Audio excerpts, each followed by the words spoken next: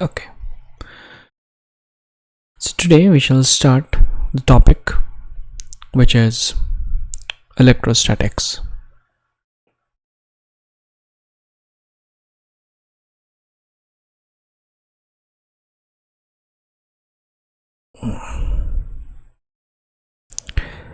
ध्यान से देखिए, this electrostatics, the word itself is made up of two words, है ना, संधि विच्छेद कीजिए.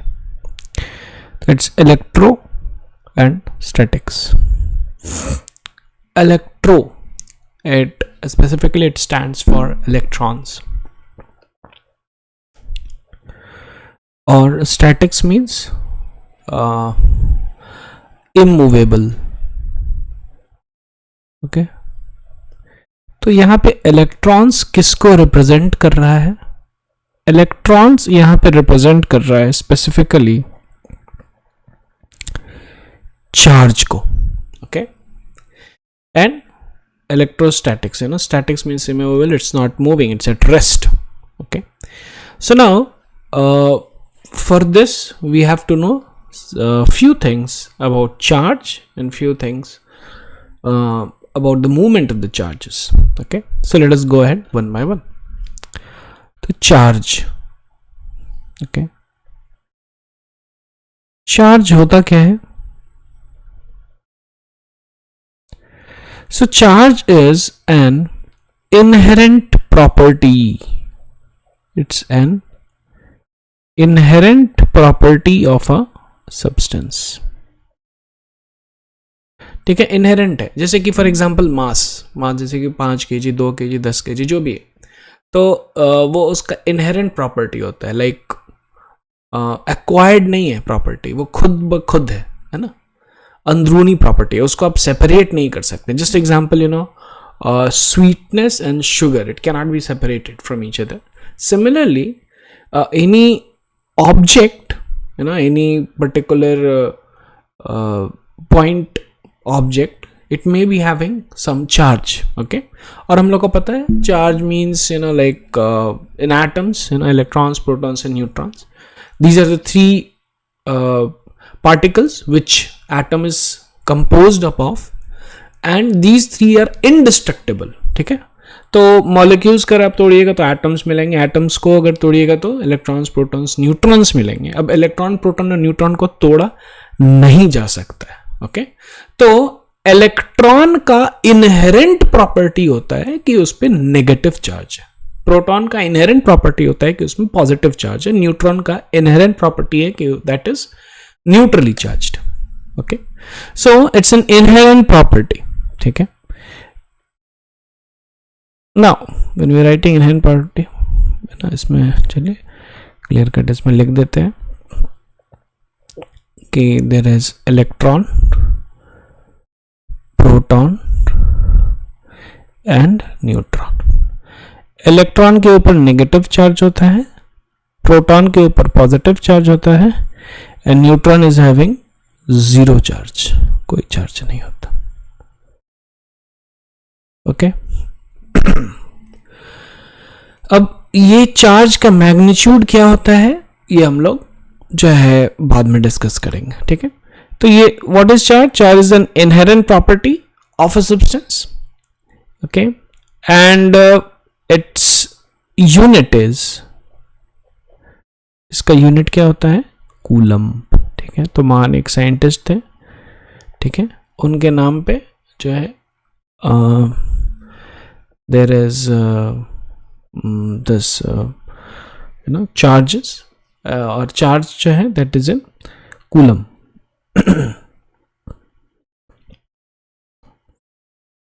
ओके, सॉरी, यहाँ पे यूएम भी नहीं होगा, यहाँ पे ओएम भी हो.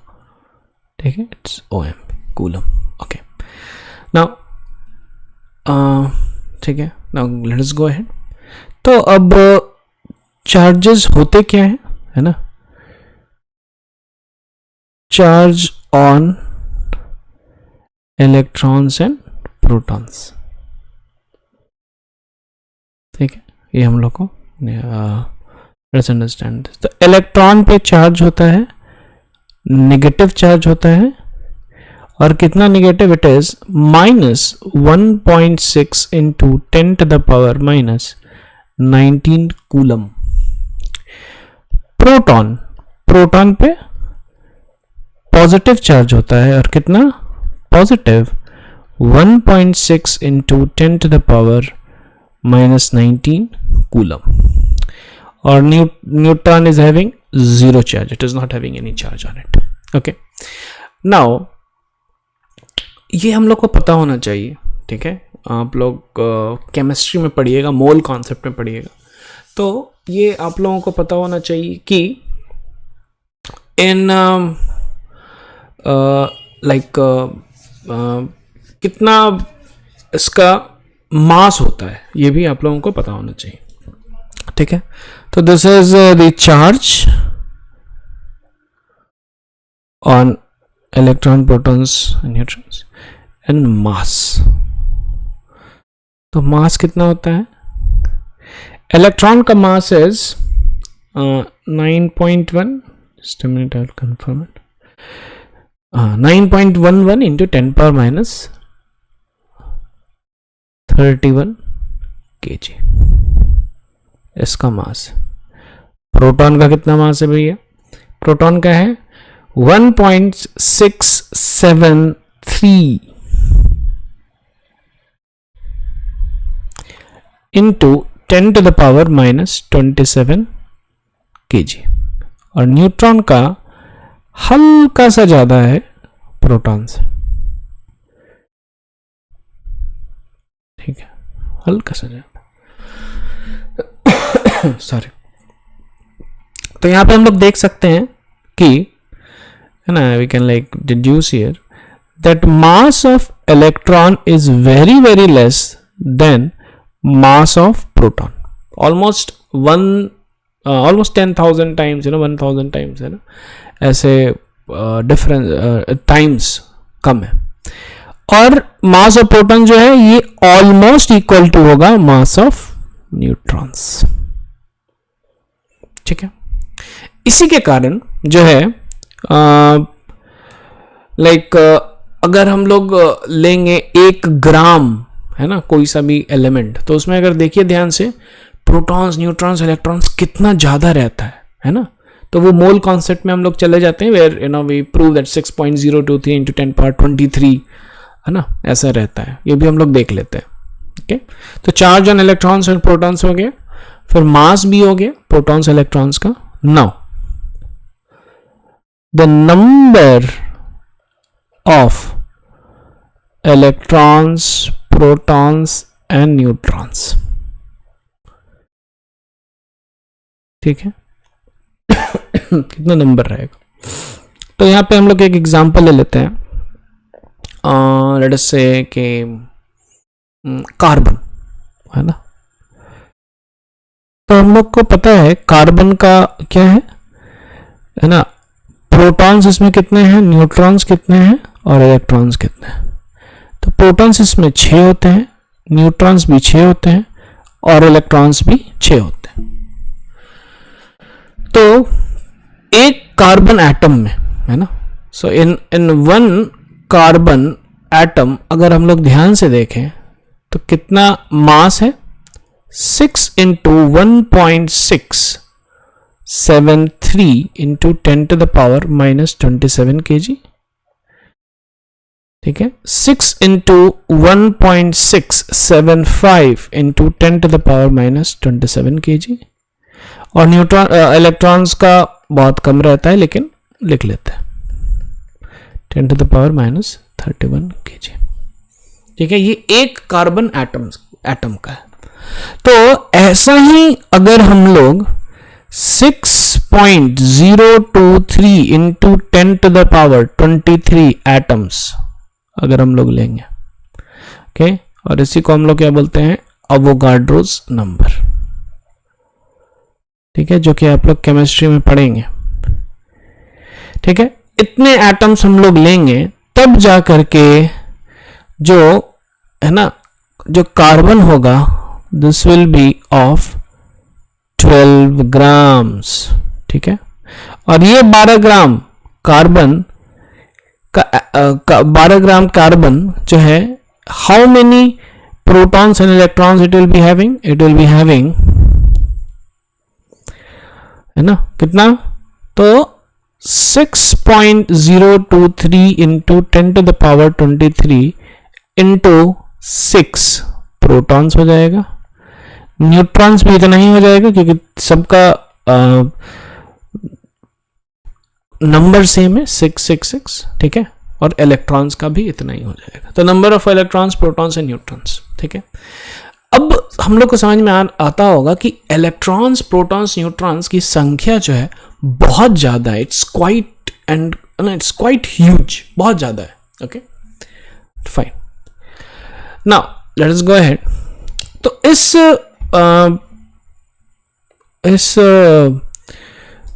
इस डिस्क्रिप्शन में हम लोगों ने एक चीज और हम लोग समझेंगे, ठीक है, कि जो एक कार्बन एटम था, उसमें कितना था? 6 इलेक्ट्रॉन, 6 प्रोटॉन और 6 न्यूट्रॉन। ध्यान से देखिए, ये हो गया -6 इलेक्ट्रॉन्स चार्ज, ये हो जाएगा +6 जो कि चार्ज होता है एक इलेक्ट्रॉन के ऊपर, 1.6 इंटू 10⁻19, और ये 0। अगर आप ऐड कीजिएगा, ऐड करने पे टोटल तो 0 ही हो ना। So therefore we can tell very clearly, very simply, chemistry में भी आप लोग पढ़े होंगे कि an atom as a whole is electrically neutral.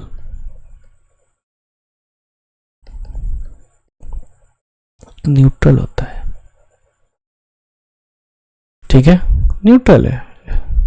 Okay, because number of protons और नंबर ऑफ इलेक्ट्रॉन्स दोनों सेम है।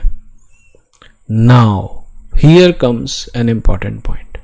तो जब हम लोग बोलते हैं कि, है ना, कोई सा भी सब्सटेंस है, लेट अस से, एक ये सब्सटेंस है and it is positively charged, और कोई ये एक सब्सटेंस है विच इज नेगेटिवली चार्ज्ड, तो इसका मतलब क्या है? इसका मतलब ये नहीं है कि it is having only protons. नहीं भैया, ये गलत हो जाएगा। हो सकता है कि ओनली प्रोटॉन्स हो, लेकिन वेरी रेयर चांस, ठीक है। और अगर हम इधर बोले कि ओनली इलेक्ट्रॉन्स, तो ये भी गलत हो जाएगा। पॉजिटिव का मतलब क्या है कि number of protons is greater than number of electrons, simple. और यहां पे उल्टा हो जाएगा, number of protons is less than number of electrons, ठीक है। So this is about, like how a substance is positively charged और how a substance is negatively charged, है ना, उसके बारे में हम लोग ये समझते हैं, ठीक है। अब एक और चीज, अब आ जाइए एटम के स्ट्रक्चर में। तो एटम के स्ट्रक्चर में क्या है भैया? एटम के स्ट्रक्चर में like there is a nucleus, और इस न्यूक्लियस के अंदर क्या रहता है भैया? न्यूक्लियस के अंदर प्रोटॉन्स रहते हैं और न्यूट्रॉन्स रहते हैं। और हम लोग को पता है कि इलेक्ट्रॉन जो है वो चारों बगल रिवॉल्व करता रहता है, ठीक है, ठीक है। सो यहाँ पे इलेक्ट्रॉन्स हैं जो कि रिवॉल्व कर रहे हैं, and there can be different orbits, बहुत सारा ऑर्बिट्स हो सकता है। अब जो न्यूक्लियस है, न्यूक्लियस के अंदर बहुत टाइटली पैक्ड रहते हैं, और न्यूक्लियस का बाइंडिंग एनर्जी भी कुछ होता है। तो जिसके कारण क्या होता है कि nucleus is actually very tightly bound, और उसके अंदर का प्रोटॉन निकालने में हालत खराब हो जाएगा, नहीं निकाल सकते हैं, जनरली नहीं निकाल सकते हैं, ठीक है। और न्यूट्रॉन वगैरह को बॉम्बार्ड करते हैं तो न्यूक्लियर फिजन वगैरह होता है जो कि एनॉर्मस एनर्जी प्रोड्यूस करता है। तो बेसिकली न्यूक्लियस के अंदर जो है बहुत ही टाइटली बाउंड है ये सब, ओके। इलेक्ट्रॉन्स जो है ना, removal and addition of electrons is far easier. ऐसा नहीं है कि प्रोटॉन नहीं ऐड कर सकते हैं ना, अगर क्वेश्चन में दिया होगा तो 100% करना पड़ेगा, लेकिन पॉइंट है कि जनरली हम लोग जो है removal and addition of electrons easy होता है. तो जिससे इलेक्ट्रॉन्स रिमूव किया गया, ध्यान से देखिए, पहले प्रोटॉन्स और इलेक्ट्रॉन्स तो साथ इक्वल था, इक्वल नंबर का था. इलेक्ट्रॉन्स रिमूव कर गया तो वो पॉजिटिवली चार्ज हो जाएगा, और जिसमें इलेक्ट्रॉन्स ऐड किया गया वो हो जाएगा नेगेटिव चार्ज. अब एक इंपॉर्टेंट कॉन्सेप्ट है जो कि है क्वांटाइजेशन ऑफ चार्ज. ये एन यहां पे एक्स्ट्रा आ गया, क्वांटाइजेशन ऑफ चार्ज. इसका मतलब क्या है? सिंपल है इसका मतलब कि ध्यान से समझिएगा कि कोई एक सब्सटेंस है, इसमें इससे या तो आप इलेक्ट्रॉन्स हटा सकते हो या तो इस पे इलेक्ट्रॉन्स आप दे सकते हो. सेम विथ प्रोटॉन्स, या तो इससे प्रोटॉन्स आप हटा सकते हो या तो इस पे प्रोटॉन्स आप दे सकते हो. कितना? तो it can be only in terms of integer. ठीक है, तो है ना, integer number of protons and electrons can be added or they can be removed. यहां पे मोस्ट इंपॉर्टेंट वर्ड जो आपको ध्यान देना है वो वर्ड है integer. Integer word, that is important. तो इसीलिए कोई सा भी सब्सटेंस जो है ब्रह्मांड में, it can only be either n into 1.6 into 10 to the power minus 19 coulomb positive, or either it can be n into 1.6 into 10 to the power minus 19 coulomb negatively charged. और कोई पॉसिबिलिटी नहीं है, because electron का जो 1.6 into 10 पर minus 19 coulomb charge है उसको आप तोड़ नहीं सकते. यू कैन नॉट, है ना, these three are indestructible units. Okay, however यहाँ पे एक साइड पॉइंट है कि जैसे जैसे साइंस बढ़ रहा है ना, आप रेस्निक, हेलिडे, वॉकर जो फिजिक्स की एक बुक है उसमें there is mention of quarks also and all, लेकिन जेई जो है इसको डिस्कस नहीं करता. So we are also not going to discuss. We will just stick to the point that electrons, protons, neutrons are indestructible units. ठीक है, उसके आगे हम लोग डिस्ट्रॉय उसको नहीं कर सकते, उसको तोड़ नहीं सकते. तो इसीलिए there is quantization of charge.